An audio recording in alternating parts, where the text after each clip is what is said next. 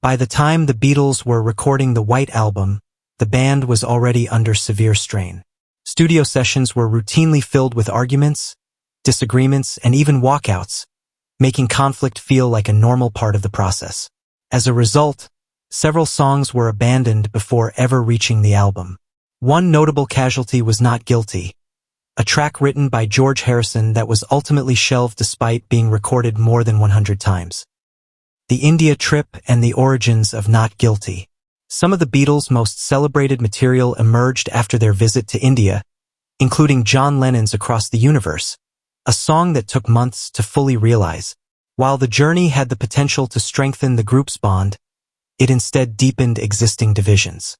The band left India dissatisfied, with Lennon and Harrison expressing their frustrations through songwriting rather than reconciliation. The trip itself was largely driven by Harrison's growing interest in Indian music and the spiritual teachings of the Maharishi.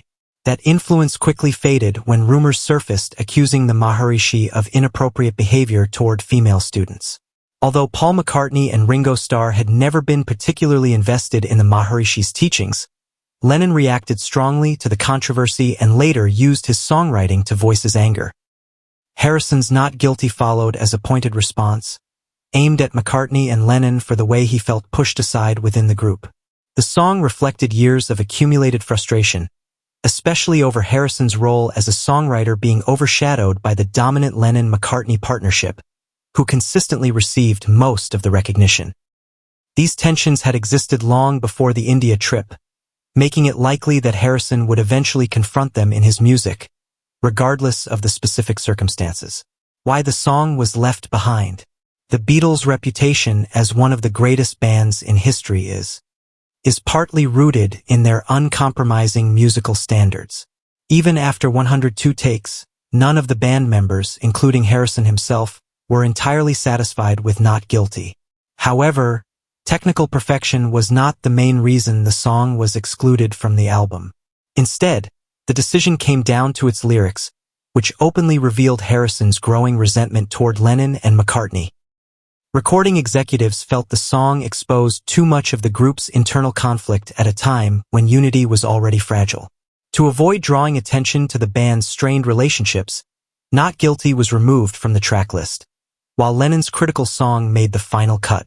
Multiple takes were nothing unusual for the Beatles, as their perfectionism often demanded extensive repetition, as seen with other tracks from the era.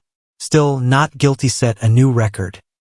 Harrison spent 2 full days rehearsing the song with Starr, Lennon, and McCartney, resulting in an unprecedented 102 takes during a single recording period. Despite the large number of attempts, only about 20 takes were fully completed. Most of the session time was spent learning and refining the song. As the process dragged on and the song's underlying message became clearer, the other band members gradually lost interest in continuing.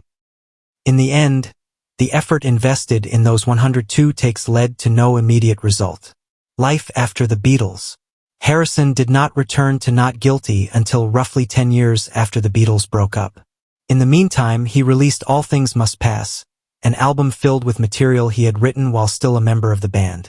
In 1978, he finally re-recorded Not Guilty, delivering a more restrained and reflective version, which appeared on his self-titled solo album.